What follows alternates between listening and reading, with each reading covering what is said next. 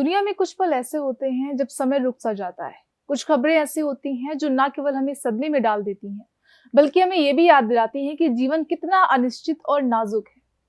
आज हम बात करने जा रहे हैं ऐसे ही कुछ नामों की जिन्होंने अपनी जिंदगी की आखिरी उड़ान पूरी की, वो उड़ान जिसे हम कभी नहीं भूल सकते।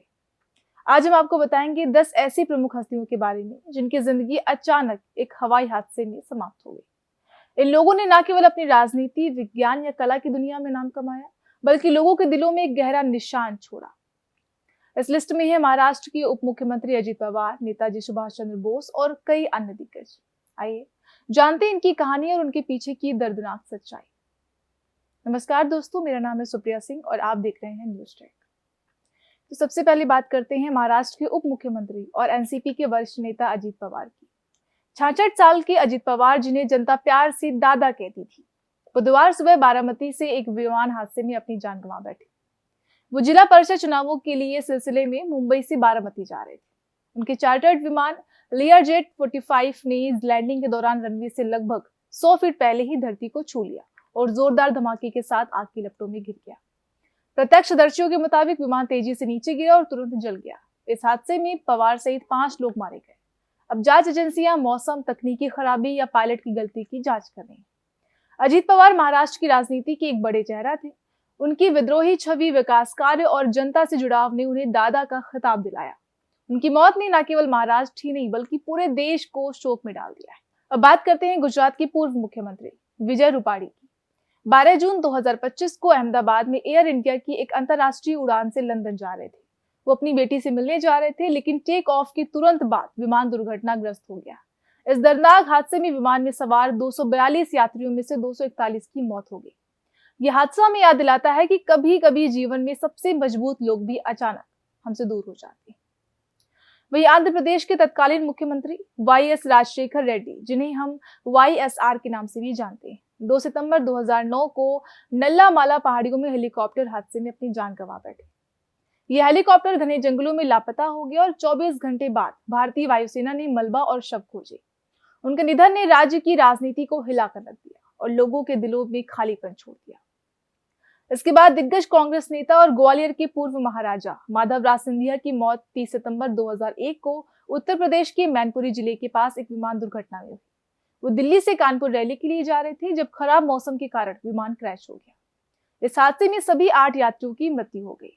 सिंधिया की मौत ने कांग्रेस और ग्वालियर के लोगों के बीच गहरी शोक लहर दौड़ा दी। वही पूर्व प्रधानमंत्री इंदिरा गांधी की छोटे बेटे संजय गांधी, जिन्हें भारतीय राजनीति में एक युवा और साहसी नेता के रूप में जाना जाता था, 23 जून 1980 को सफदरजंग एयरपोर्ट के पास विमान हादसे में अपनी जान गंवा बैठे। वो नेपिट्स S-2A विमान में हवा में कलाबाजी कर रहे थे। अचानक विमान नियंत्रण खो बैठा और क्रैश हो गया। इस हादसे ने देश के युवा वर्ग और कांग्रेस पार्टी को गहरा सदमा पहुंचाया। फिर आते हैं भारतीय परमाणु कार्यक्रम के जनक डॉक्टर होमी जहांगीर भाभा, जिनके योगदान ने भारत को परमाणु ताकत बनाया। 24 जनवरी 1966 को एयर इंडिया विमान दुर्घटना में मारे गए। स्विट्जरलैंड के आल्प्स माउंट ब्लैंक में टकराकर विमान क्रैश हो गया और इस हादसे में विमान में सवार सभी 117 लोगों की मौत हो गई। डॉक्टर भाभा की मौत ने विज्ञान और अनुसंधान की दुनिया को अपूरणीय क्षति दी। वही अरुणाचल प्रदेश के तत्कालीन मुख्यमंत्री दोरजी खांडू 30 अप्रैल 2011 को पवनहंस हेलीकॉप्टर हादसे में अपनी जान गंवा बैठे। वो तवांग से ईटानगर जा रहे थे जब खराब मौसम के कारण हेलीकॉप्टर भारत चीन सीमा के पास क्रैश हो गया। इस हादसे ने पूरे राज्य में शोक की लहर फैला दी। उनके साथ अन्य 4 लोगों की मृत्यु भी हो गई। इस लिस्ट में आगे नाम आता है तत्कालीन लोकसभा अध्यक्ष GMC बालयोगी का। 3 मार्च 2002 को आंध्र प्रदेश के कृष्णा जिले में हेलीकॉप्टर हादसे में मारे गए। बेल 206 हेलीकॉप्टर तकनीकी खराबी और घने कोहरे के कारण तालाब में गिर गया। इस हादसे में उनके निजी सहायक और पायलट की भी मौत हो गई। उनके निधन ने संसद और पूरे देश को हिला दिया। वही प्रसिद्ध उद्योगपति और हरियाणा के तत्कालीन बिजली मंत्री OP जिंदल 31 मार्च 2005 को हेलीकॉप्टर हादसे में अपनी जान गंवा बैठे। वो चंडीगढ़ से दिल्ली जा रहे थे जब हेलीकॉप्टर उत्तर प्रदेश के सहारनपुर जिले में तकनीकी खराबी से क्रैश हो गया।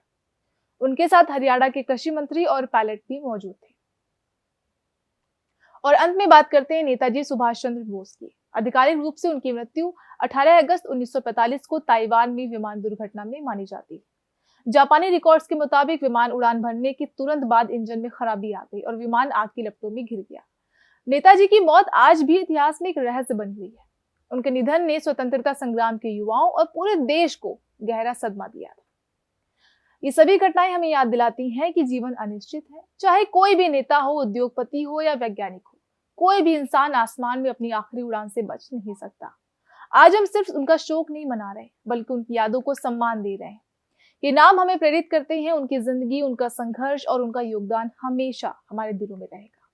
हमें उससे ये सीख लेनी चाहिए कि जीवन अनमोल है और हर पल को प्यार, संघर्ष और सम्मान के साथ जिए। हम सभी के लिए एक सचेत रहकर सम्मान और याद की सीख है। अजीत पवार और इन सभी महान हस्तियों को हमारी श्रद्धांजलि।